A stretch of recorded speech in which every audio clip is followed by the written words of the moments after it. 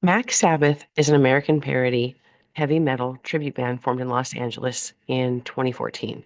The self-appointed founders of the drive-through metal era, the band is primarily a parody of English heavy metal group Black Sabbath, using lyricism and imagery centered on fast food. Today I'm joined with Mike Odd, manager of Mac Sabbath.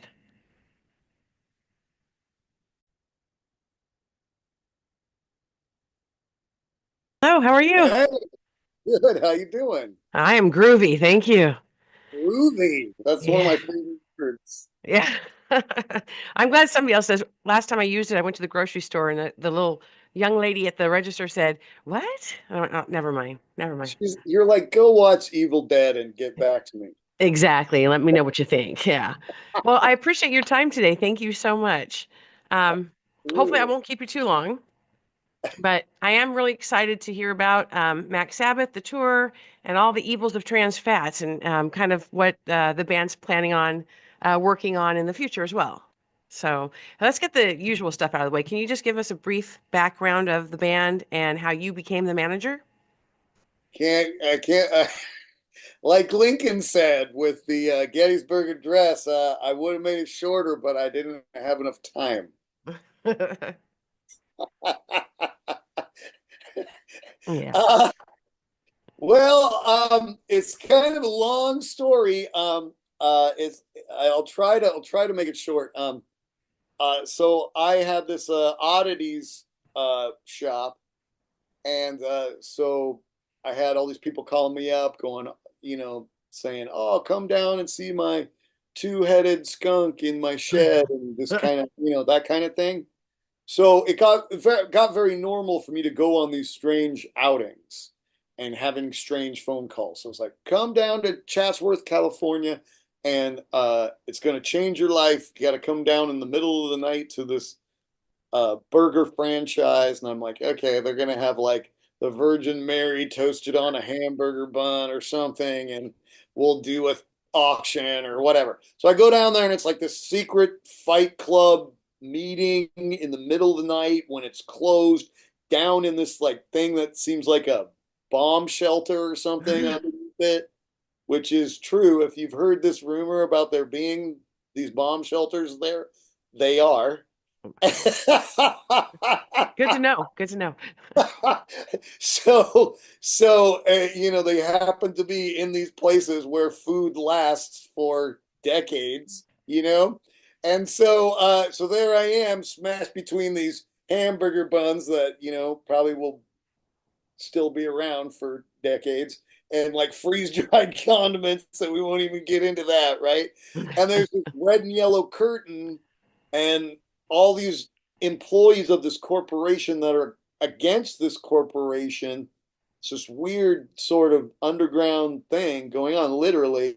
And this red and yellow curtain drops, and there's these fast food mascots that are all mutated, that are screaming about Monsanto and GMOs and all this stuff, and then they're like, and we want you to be the manager. We want you to bring this above ground kind of thing. I guess they read something that I said, because I had this whole monster theatrical rock band going, and so they read something that I said in the press about Black Sabbath and food, and they Hmm. were like, "Oh, you're the prophet," or something. It's Hi. it's Kismet or whatever. And I'm like, okay, this is a great gag. Where's the hidden cameras? Where's Alan Funt? Where's Steve O? What's the deal? That's interesting. So you're not just a manager, you're the messiah. There you go. There you go. But, Yeah. but what I soon found out is that Ronald was the real Messiah, because he, as he told me, he was traveling through time in a wormhole to save the world from the current state of music and food, and bring it back to a time when it's more organic. So that's the guy that 10 years later, I still have to deal with. Um, I didn't think it was going to be a big thing. I thought I'd book him a couple of shows in LA, and it'd be a goof, and then put this video up, and then Fox News picked it up, and I was like, what? And then went MTV picked it up, and then Black Sabbath posted it, and then it was like, oh, come to England and play Download Festival with Motley Crue, Kiss, Slipknot, Judas Priest, and toured England, and then came back to California and played in San Francisco at Outside Lands Festival with Hmm. and went on right before Elton John. Oh, wow. So That's, that was 10 years ago. and you're And still going. here we are, and we have Ozzy, Ozzy, obviously, Ozzy's people called and did this thing with Ozzy and played Mhm. a little mini set for Ozzy, and they talked to Ozzy, and Rolling Stone covered it. And Yeah. I actually watched that. I'm a huge fan of reality television, unfortunately. I'm so But I did watch sorry. that episode and I was amazed. I was like, "Ooh, they got to meet him." He Well, looked you a know little what reality confused, a little. television prepares you for now Yeah. is reality. Yeah, exactly. Ooh, it's another Since level. everything is so fake, it kind of and it will help set you up to Yeah. believe that what you're seeing is real. Yeah. Nope, absolutely. You mentioned that, or you didn't mention it, but I have read that you guys are the purveyors of drive-through metal. What is drive-through metal? Well, that's the funny thing about drive-through metal is people hear that and they assume that means that this is this like, oh, pro fast food, pro burger band, but that's not the case at all. Drive-through metal is something that Ronald is trying to get across to get you to investigate a drive-through lifestyle and actually go against a drive-through lifestyle and figure out how food works and how you're being poisoned by the government, and to try to find natural foods and make your own foods and grow your own foods and not be lazy, as he says, and take your time. And that's one of the most important things in life is Mhm. you know he's a kind of you are what you eat kind of guy. So Yeah. Interesting. I remember Morgan Spurlock. He did that where he ate McDonald's for I don't even know how long it was, like a month straight, and he said, "Oh, he was fine afterwards, but his cholesterol was a little high."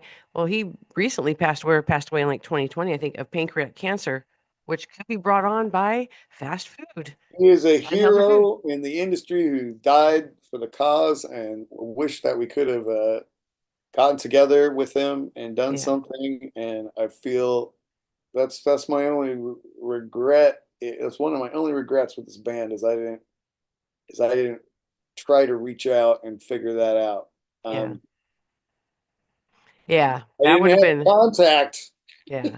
That would have been a good pairing, though. That would have been a good pairing. Yeah, So, yeah. so, so what is drive-through metal then? It's just whatever you want it to be, or it changes with the menu, Well, or so it's definitely whatever you want it to be, because there are lots of kids that go see the band and then take pictures in their Max Sabbath t-shirts afterwards with like fast food burgers in their so it didn't hands. really help. Yeah.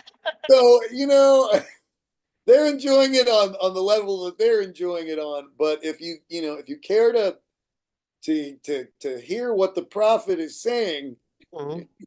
you can delve into those lyrics, and as silly as it seems, some of those lyrics are pretty serious and cover some very serious topics when Yeah, it comes to absolutely. health hazard. Yeah, absolutely. Yeah. Um, doing this band has been really out in the front about the awareness of what you eat and what you put in your mouth, and like you said, not be lazy, maybe make your own food. And I'm sure with that brings a lot of enemies or people who aren't happy with that message that you are giving out, the band is giving out. Do you guys have any arch nemesis or any people that have been opposed to your band? The only I think I know what you're trying to say, but the only nemesis that I can conjure up is Ronald complaining about Burger King Diamond and KFC DC and Iggy Popeyes and all the other fly by night drive through metal bands that are taking food out of his mouth. But I don't know. I guess you have to read the coloring book for that one. Yeah, yeah. See how that turns out. Well, what can it's been 10 years. What can everybody expect on this tour that you're now coming over to the West Coast on for? They're they should always expect the unexpected. I'm not a spoiler alert kind of guy, but there are new surprises and things that you will not expect. There's definitely things in this set that you would never expect that that are special for the 10-year anniversary that bowls me over every time. I'm shocked by it every night. Yeah. Well, I'm excited because I'll be at the San Francisco one next week, so I'm Great. looking forward to it. Yeah, it'll be a lot of fun. DNA Lounge. We'd Yeah. never played there before. I've never even been there before. I think I had maybe I had pizza there. Is that a thing? don't know. I haven't been there either. I was just going to say I interviewed a band, Amorphous, a couple months back, and they said that it's like a lounge. They're like, it's really like a lounge. It's not like a big venue. And he says, so it was very intimate. He goes, but if you're running around, it's going to be cramped a little bit. So I think that Huh. makes for a better show because you're closer to the band. I think for me, I'm a Huh. fan, so I like to be as Yeah, close as yeah. I can. So Yeah, um, well, sort of the whole idea of it is an arena size stage show crammed onto a club size stage to and that's part of why it's just so like such a feast for the senses and so yeah. exciting. Yeah. So Well, how did you get involved? You had mentioned earlier that you had a band prior to being the manager of Max Sabbath. What band was that? Rosemary's Billy Goat. Yep, I thought Yeah, that was it. I So, did that for 30 years and we had our last show not too long ago. But that's not to say that, we wouldn't entertain the proper offer for a reunion. yeah, We didn't, sign a contract with the government or anything saying that we weren't. right. Yeah, that would be good. And you said, were you the bassist or vocal or guitar, drums? I was the vocalist in that Yeah. thing. Yeah. And how did you get your first, like, who was your inspiration when you first started? It's that's very much kind of a Alice Cooper meets the Cramps kind of meets the Dead Kennedys meets Guar kind of thing. It's very theatrical in nature, so So did you grow up around music? Your oh family, yeah. anybody in there? Oh no, no, not no, no, no. You're not related to Alice Cooper? Oh, okay. No. No, but I was really into music at a very young age. And so yeah, that was my thing and definitely weekend escape, didn't fit in with the common crowd and back then, like stuff like that, punk rock and stuff like that, uh was not cool. You know what I mean? And you could Yeah. go with all the other weirdos and be weirdos together, and then and then they made sure to ruin that and corporatize that just like anything else.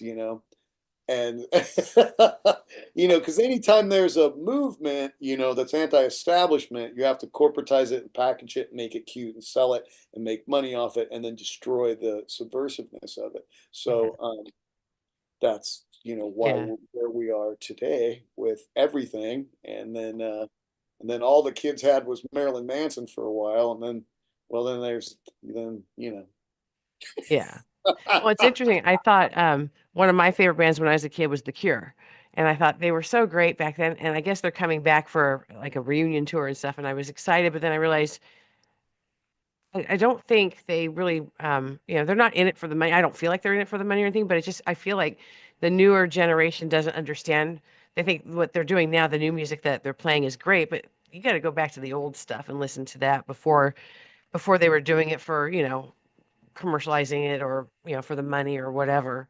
It is do very they have like interesting. new snappy pop songs or Yeah, something yeah, they one of them do? was, and I was like, ooh, yeah, Oh, I was yeah, not aware of that. I saw yeah. them a few years ago.